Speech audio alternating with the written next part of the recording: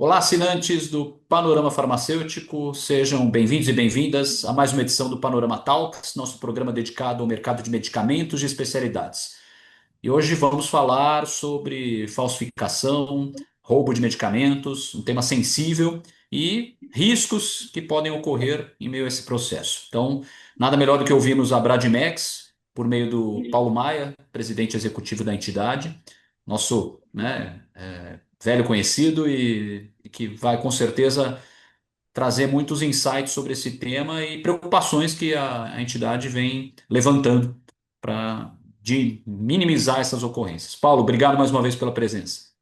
Eu que agradeço, Leandro. É um prazer sempre falar com vocês aqui, seja pessoalmente ou pelo Panorama. A gente está à disposição aí para conversar. É uma pauta que a Brasilmex vem aí discutindo esse tema ao longo do tempo. Então, é um prazer a gente poder aqui conversar com você sobre esse problema que é tão caro para a gente, né?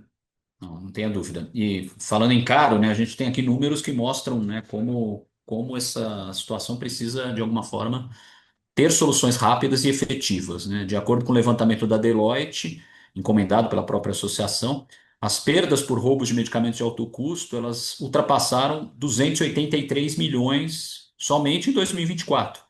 A gente ainda Sim. não tem o extrato de 2025, mas é um custo sensível, né? É expressivo e existe né? Assim, são muitas as motivações, evidentemente, mas a gente vai concentrar um pouco a discussão nos marketplaces de medicamentos, que acabam sendo um possível canal, né, de reposição desses produtos. Então, acho que é importante que o Maia esclareça para a gente um pouquinho do que representam de fato esses riscos e como a entidade vem enxergando esse cenário.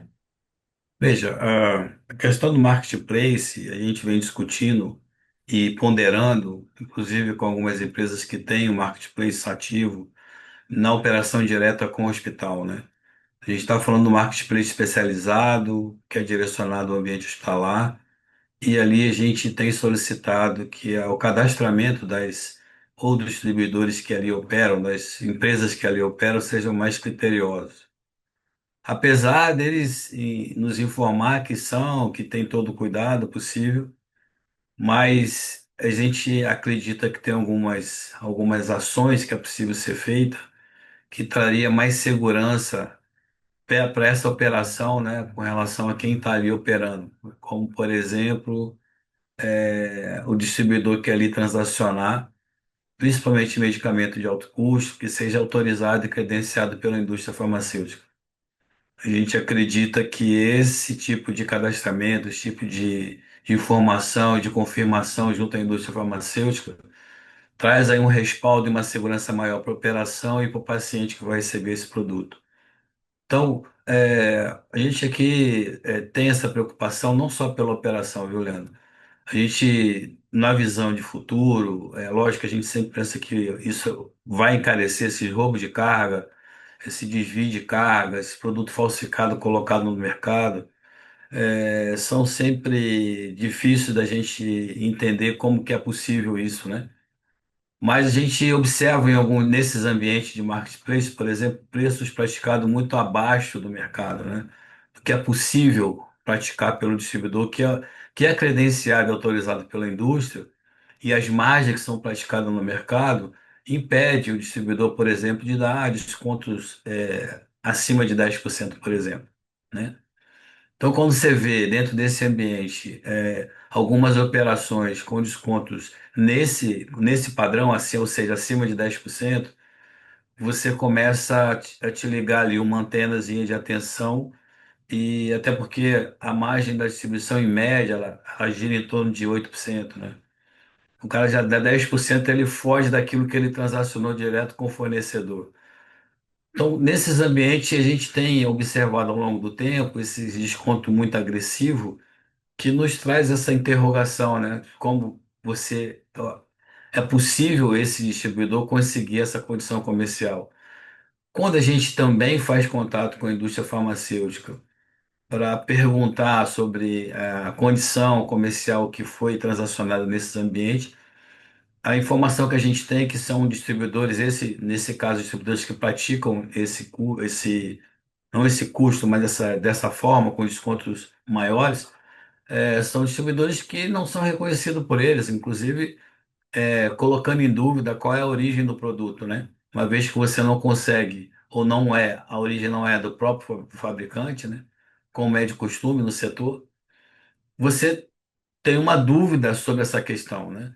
E onde a gente tem observado esses movimentos, essas transações, é nesse ambiente de marketplace que aqui a gente está conversando.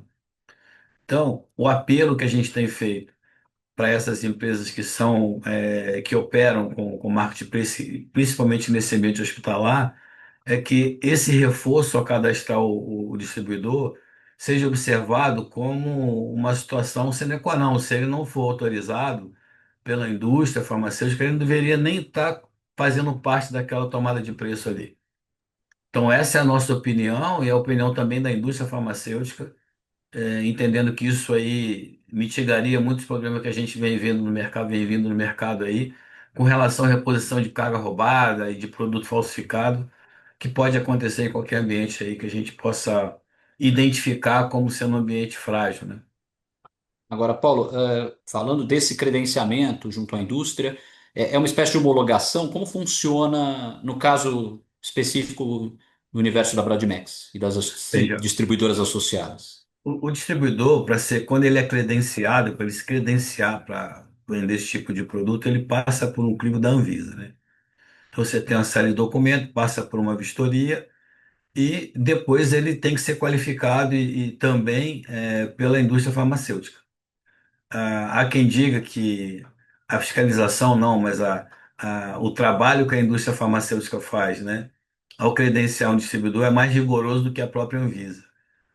Então você analisa ali estrutura física, estrutura de operação logística, capacidade de operação e financeira para manter a operação, estrutura. Então, isso tudo são critérios observados que um distribuidor que não atua nesse mercado normalmente não passa, né? São critérios diferentes. Então, quando você observa essa questão de dois aí, um órgão fiscalizador que faz esse trabalho, né, de credenciamento, e você também tem a indústria farmacêutica, que o distribuidor também tem que atender o que a indústria exige para o distribuidor, né, sobre tudo que a gente já falou. E para poder operar no mercado, quando você vê um distribuidor que não tem esse crivo, é difícil você passivamente dizer, olha, esse cara pode vender tranquilamente, porque ele não pode, ele não tem condição, né, estrutural para vender. Veja, a gente entende essa transação feita, né, no mercado, hoje é possível um distribuidor vender para um outro distribuidor, né? Mas isso de alguma forma a gente consegue monitorar e acompanhar e ter um fluxo ali de tramitação, né, de transação comercial feita com um ou com o outro. Quando é uma carga que você não tem origem, como é que essa identificação, eu diria, né? A gente não tem como ter informação dessa carga vindo de um outro distribuidor autorizado, credenciado, até porque o distribuidor que assim o faz, ele é obrigado, esse distribuidor que é credenciado pela indústria, porque ele é corresponsável pela transação, Sim. assim também verificar se esse outro distribuidor para quem ele está vendendo esse produto, se ele é capacitado, se ele tem a estrutura necessária para fazer isso, né? Então, ele é responsável por essa avaliação e também por essa transação que esse outro distribuidor faz. Mas eu digo para você, Leandro, é muito difícil um distribuidor fazer isso hoje, né? Dentro da característica comercial de cada um, porque são concorrentes entre si, e não vejo motivo para um distribuidor vender para um outro distribuidor com a margem tão curta assim que possa facilitar uma transação comercial. Veja, e quando a gente fala dessa condição comercial, a gente imputa aí é, um mercado que transaciona e se relaciona com o próprio fabricante, para quem ele vende, com margem muito curta. Então, você não tem muita flexibilidade, não tem muita dimensão, ou isso não favorece a uma transação para um terceiro, entendeu? Então, a tendência é que você faça essa transação direta, né? Você venda diretamente. E quando você vende diretamente, quando nesse ambiente você encontra um distribuidor que não é credenciado nem autorizado pela indústria vendendo esse produto com um preço muito menor do que é possível vender no mercado, isso já deveria chamar a atenção do comprador, do hospital, e bloquear esse distribuidor, até porque se não tiver a certeza de que essa é uma carga com origem que veio do fabricante ou de uma fonte legal, a gente pede que isso não seja possível, entendeu? E, obviamente, você não tem a certificação, né, da origem, tampouco a clareza em relação a critérios mínimos, né, que envolvem essa classe de medicamentos, né? A gente está falando de controle de temperatura, transporte em condições seguras, enfim, a gente está falando de produtos de alta complexidade que precisam chegar muitas vezes em tempo hábil aos pacientes de clínicas, hospitais. E, enfim, não há efetivamente esse controle, e não há nenhum organismo ou medida que regulamente, por enquanto, essa operação. A gente tem observado aí algumas matérias indicando um acondicionamento, por exemplo, de carga roubada numa câmara frigorífica de açougue, entendeu? Então, sem controle nenhum, o que acontece? E eu tenho dito e explicado isso nas falas que eu tenho feito aí com a imprensa, dizendo, olha, todo produto que a gente recupera, ou se ele for recuperado depois do roubo que a gente possa sofrer, esse produto tem que ser incinerado, ele não é reaproveitado, porque a gente perde o controle sanitário dele. Então, o fato de perder o controle sanitário já inabilita ele de ser reposto no mercado. Então, a gente tem que, por obrigação e até por uma condição, também por orientação da indústria farmacêutica, ele tem que ser incinerado. Então, veja, é produto que, quando roubado, o simples fato de perder o controle dessa temperatura que você está sinalizando, ou da forma que ele foi a operação dele, né, na logística, se é quem roubou faça, a gente não tem informação adequada de que o produto tem, realmente manteve as características dele, a gente não tem condição de ofertar esse produto para ninguém. Até porque você põe em risco a vida do paciente que está lá no hospital, entendeu?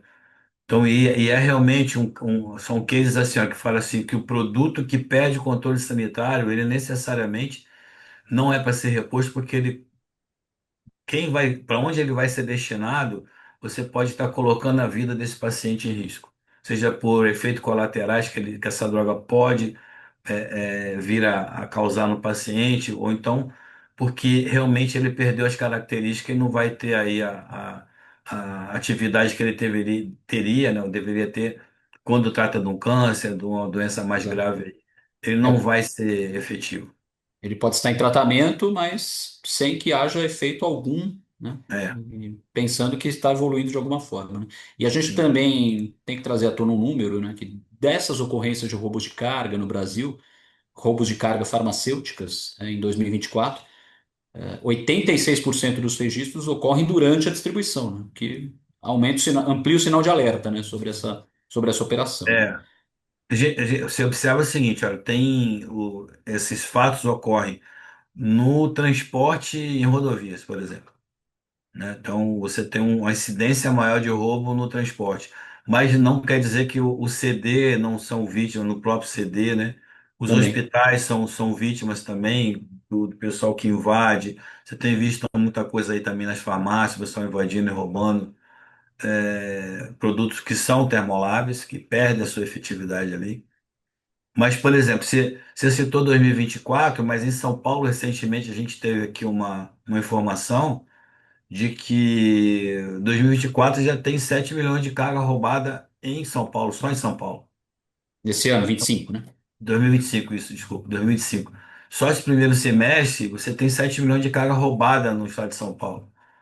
Então, isso, a gente fala de São Paulo, é lógico que São Paulo e Rio de Janeiro, depois de Minas, Espírito Santo, então, essas cidades, esses centros mais, né, essas capitais aí, mais, eles são propensas a esse tipo de ação por parte do bandido, porque também essas cargas passam muito por esses estados, né? E ali você tem ali uma incidência de roubo maior. Mas veja. Quando a gente fala de roubo e reposição, a reposição ela independe do Estado, sabe? Ela quebra a fronteira. E o quebrar a fronteira, ela incide dentro desses ambientes eletrônicos, porque você ali não tem realmente um controle efetivo. Aí você fica à mercê dessa reposição com toda a certeza do mundo. Um Agora, ambiente livre, não né? dá para dizer que é A, B, C, que é aqui, acolá. Acho que a gente está falando de um problema que ele vem incidindo no país há muito tempo, que a gente vem discutindo e buscando solução para que isso pelo menos diminua, né? Mas esse volume de carga roubada, segundo também alguns especialistas esse mesmo trabalho que a gente fez com a Deloitte, indica que isso tem uma tendência a aumentar em 2025.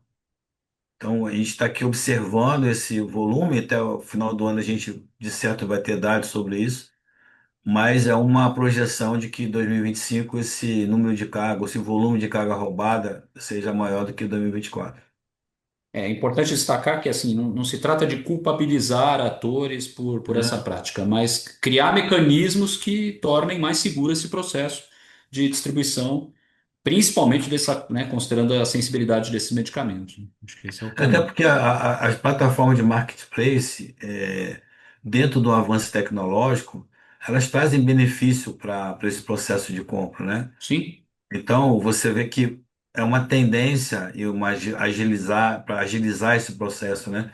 Não só no mercado privado, mas também no público.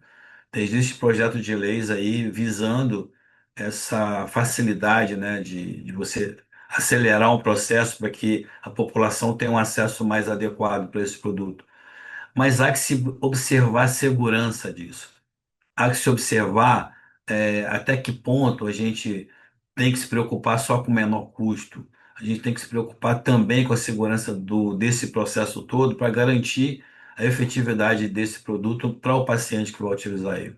É, ter uma visão de mercado, né, mais apropriada, né, de fato, né? Agora, como é que estão essas discussões, Paulo, junto a organismos como a Anvisa, o próprio governo federal, quer dizer, inclusive junto ao Congresso, para que mais medidas sejam adotadas? Quer dizer, qual o caminho que, né, me fala um pouquinho desses bastidores aí, do que a gente pode projetar aí para os próximos meses, inclusive, ou anos.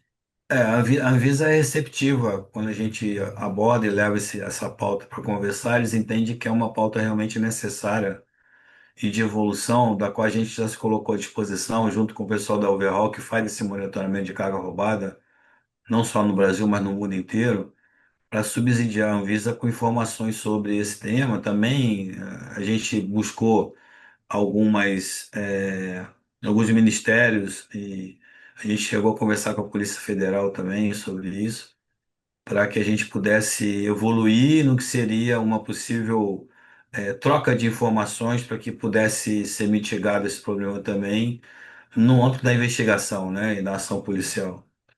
Mas a gente também tem conversado, fomos conversar recentemente com o senador,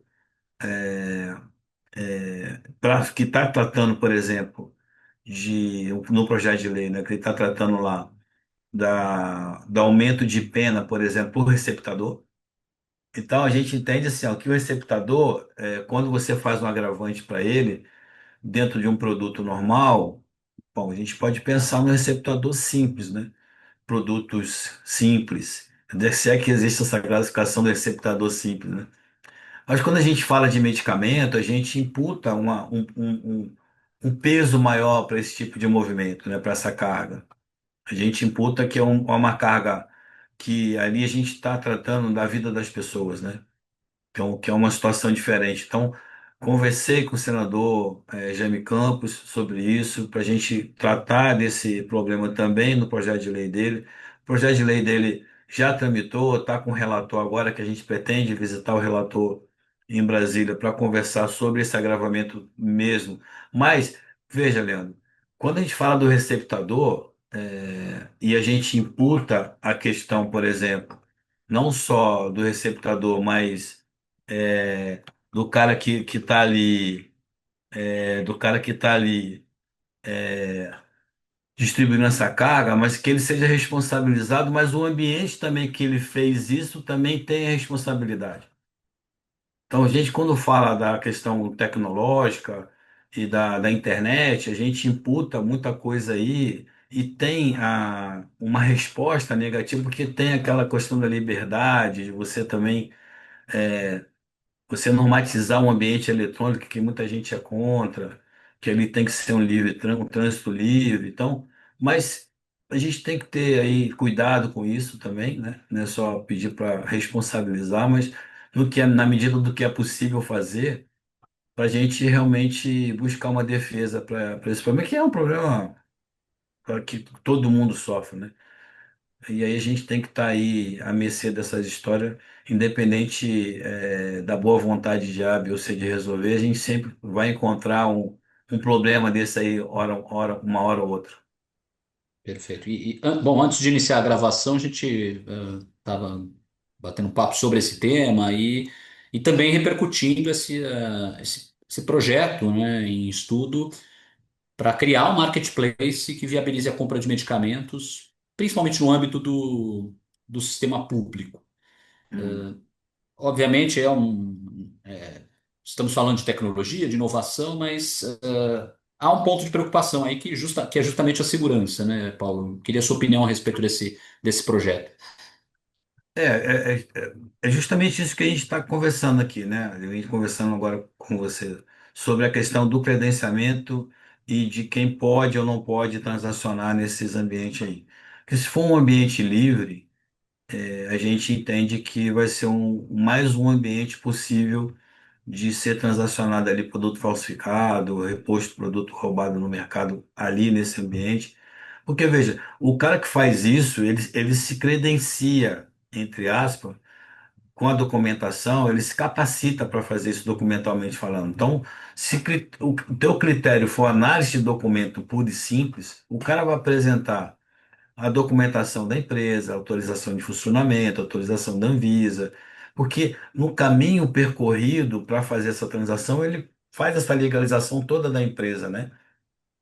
Depois que ele tem essa empresa toda legalizada, e que normalmente você depois não acha, a gente já cansou de ver na mídia aí, e recentemente teve uma reportagem que indicou isso de compra de CNPJ, e depois você vai lá, né, e depois não consegue achar o endereço mais, não existe nada disso aqui. Então, são medidas e formas que as pessoas utilizam para burlar qualquer coisa.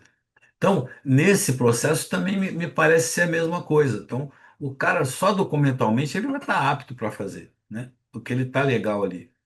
Mas qual que é a parte que a gente consegue mitigar isso? Quais são a peculiaridade? Então, tem um produto X, Y, que é fabricado por fabricante A e B. Esse cara tá, essa empresa aqui, ela está autorizada realmente a vender? Ele é um distribuidor autorizado, credenciado pelo fabricante para distribuir esse produto? Se é, ele está apto. Se não é, ele não está apto. Então, simplesmente esse cara não deveria participar desse processo licitatório. Não é nem uma questão de livre concorrência, né? É uma questão do cara estar apto para fazer aquela venda ali de forma segura. E aí, É livre, mas com regras, né, obviamente. dentro desse ambiente, me parece que a regra seria a mesma. E o que serve para um serve para outro. Então, se o governo, se esse projeto de lei passa e tem essa característica, me parece ser um bom exemplo para o mercado privado. Para que se Entendo. tenha a mesma condução, para que se tenha garantia desse produto chegar no paciente conforme ele tem que chegar, entendeu? Sim, mais seguro e, ao mesmo tempo, mais diálogo, né? Acho que é o que se pede para realmente minimizar essas ocorrências, né? É, Maravilha. o diálogo sempre existe, né? É Agora, verdade. a segurança que a gente tem que visar ela para garantir a operação, mas também a gente, veja, Leandro, paciente pode ser eu ou você amanhã, né? Pode ser algum parente nosso. Se a gente pensar dessa forma, a gente vai entender qual que é qual é o problema e qual que é a solução, porque a gente vai sentir na pele, né? Seja por nós mesmos ou por um parente mais próximo nosso. Então, eu acho que a gente tem que, sim, se colocar no lugar do outro, e pensar que a gente tem que trazer e buscar garantias de um tratamento eficaz, ou efetivo, né? Muito. Eu diria que Sim, efetivo. é verdade.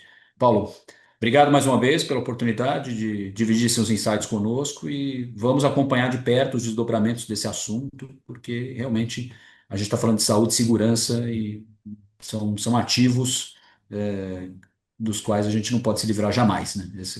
É. Esse é o nosso legado, tá bom? Obrigado mais uma vez pela oportunidade. Seguimos de portas abertas aqui para vocês e a Bradnex. Eu que agradeço, continuo à disposição de vocês aí, e isso é uma pauta importante, não só para o Guadimex, mas acho que para o país, para a população como um todo, principalmente para aquele paciente que está lá no leito do hospital, seja onde estiver, né? A gente tem que estar preocupado em levar melhor, da melhor forma possível e que esse paciente tenha o melhor tratamento possível. Com certeza. Muito obrigado, Paulo. Um grande abraço. Eu que agradeço, um abraço.